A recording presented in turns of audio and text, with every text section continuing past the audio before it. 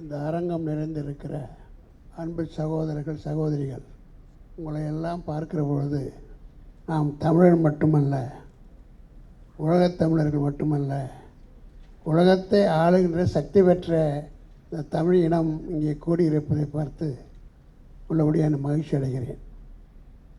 இந்த விழா ஒரு குறுகிய காலத்தில் ஏற்பாடு செய்யப்பட்டது என்பது எனக்கு தெரியும். நண்பர் நடராஜன் அவர்கள் ஒரு அற்புதமான மனிதர், பழகுவதற்கு அருமையான ஒரு நண்பர். பல தடவை நான் அழைக்கப்பட்டிருக்கிறேன் அமெரிக்காவிற்கு, இந்த தமிழ்ச்சங்கனுடைய கூட்டத்திற்கு அழைக்கப்பட்டிருக்கிறேன். சில பல காரணங்களால் என்னால் அந்த கலந்து கொள்ள முடியவில்லை. என்றாலும் கூட நண்பர் நடராஜன் குடும்ப நண்பர். அதோடு மட்டுமல்ல, நாங்கள் எஸ்ஆர்எம் பல்கலைக்கழகத்தில் புதிய ஒரு துறை, சட்டப்பிரிவு துறை துவங்க ஏற்பாடு செய்யப்பட்ட பொழுது அவரும் சொன்னேன், நாங்கள் லா காலேஜ் ஆரம்பிக்க போகிறோம், நீங்கள் என்ன செய்ய போகிறீர்கள் என்று கேட்டேன்.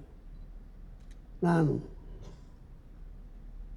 அந்த நாடு, அவர் அப்போ மந்திரியாக இருந்தான்னு நினைக்கிறேன், அந்த நாட்டினுடைய முதல் பர்சன், என்ன பேர் சொல்லுங்க அதுக்கு, ஃபர்ஸ்ட் லேடி, அந்த லேடியை அழைச்சிட்டு வரேன்னு சொன்னார். ஸோ அழைத்து வந்த அந்த வெளிநாட்டு விருந்தாளின் மூலமாக எஸ்ஆர்எம் பல்கலைக்கழகம் சட்டப்பிரிவு துவங்கப்பட்டது. ஆக அவர்கள் மக்களுக்கு இயற்கையாக அது குணம் இருக்குது. என்ன குணம்னா பழகணும், பல பேர்த்துக்கு உதவணும். அதோடு கூட அவர் கேட்கிறார்களோ இல்லையோ, நீங்கள் எப்படி என்னை பயன்படுத்தி கொள்வீர்கள் என்று வாலண்டியராக சொல்லக்கூடிய ஒரு தன்மை அவரிடம் இருக்கிறது. அந்த வகையில் எடுத்தால் எனக்கு ஒரு சில ஆண்டுகளாக அவரை அறிவேன்.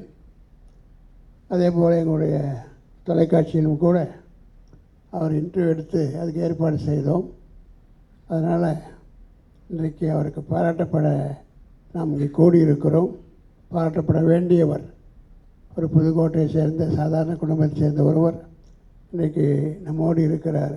அவரை பல்லாண்டு வாழ்ந்து இதே போல் இந்தியர்களுக்கும் அமெரிக்காவுக்கும் நல்ல தொடர்பை நிலைநாட்ட வேண்டும் என்பதோடு கூட அவரோடு இன்று அருகிலே அமர்ந்திருக்கிற அரிய நண்பர் அவர்களையும் நான் உள்ளபடியே வரவேற்கிறேன்.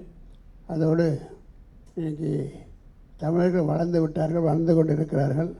ஆனால் அதே நேரத்தில் இன்றைக்கி இந்தியாவில் உள்ள எத்தனையோ திறம்படைத்த சக்தி பெற்றவர்களெல்லாம் இன்றைக்கி உலகத்துக்கு வழிகாட்டி கொண்டு இருக்கிறார்கள்.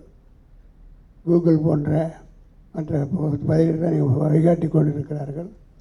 அவர்களெல்லாம் நிச்சயமாக நீங்கள் இது போன்று ஒன்று கூடி ஒருவருக்கொருவர் என்ன செய்யலாம், தமிழ்நாட்டிற்கு என்ன செய்யலாம், நாட்டிற்கு என்ன செய்யலாம் என்பதை கூட நாம் சிந்தித்தால் இது உலகத்திலேயே மிகப்பெரிய ஒரு வல்லரசு நாடாக ஆகும்.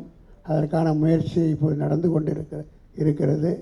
அதோடு மட்டுமல்ல, இன்றைக்கி நீங்கள் செய்ய வேண்டுவதெல்லாம் இந்த சங்கங்கள், அங்கே தயவுசெய்து நண்பர் நடராஜன் அவர்களுக்கு சொல்லிக் கொள்கிறேன், சங்கம் அமெரிக்காவில், சங்கம் தமிழ்நாட்டில். அதே நேரத்தில் தமிழ் என்ற அடிப்படையில் நாம் கூடுகிறோம். நான் கடந்த முறை கூட அழைத்தார்கள், வருவதாக இருந்தேன். அப்போது டெல்லியில் இருந்தேன். அந்த நேரத்தில் ஒரு குறிப்பிட்ட நண்பரை குறிப்பிட்டு நான் அவரை அழைத்து வரட்டுமா என்று கேட்டேன். போவதாக முடிவு செய்து விட்டேன்.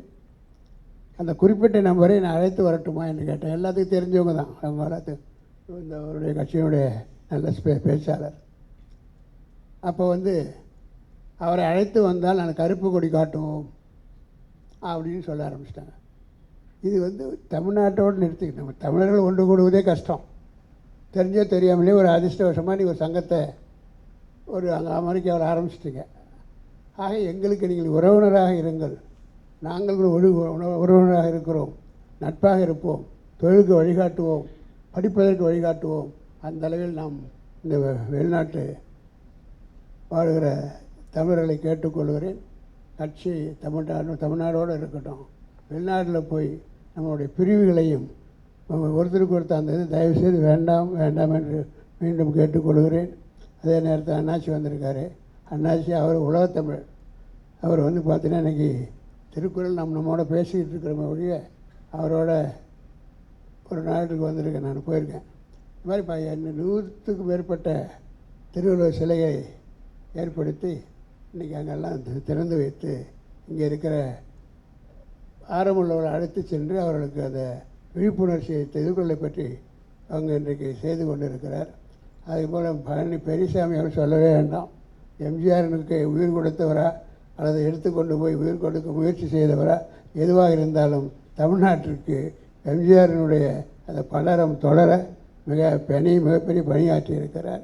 அதே போல் இது போன்ற சங்கங்களும் அமைப்புகளும் எதற்காக இருக்க வேண்டுமானால் தமிழுடைய பெருமையை உயர்த்துவதற்காகவும் தமிழுடைய ஒற்றுமையை உயர்த்துவதற்காகவும் தொழில் உலகில் அதை வளர்த்து கொள்வதற்காகவும் பயன்பட வேண்டும் என்று சொல்லி இந்த நேரத்தில் உங்களை எல்லாம் பார்க்கிற அல்லது இந்த நிகழ்ச்சியை நடத்துகிற வாய்ப்பை கொடுத்த இது சார்ந்த அத்தனை பேருக்கும் என் அன்பார்ந்த நன்றியையும் வாழ்த்துக்களையும் தெரிவித்துக் கொள்கிறேன். நன்றி, வணக்கம்.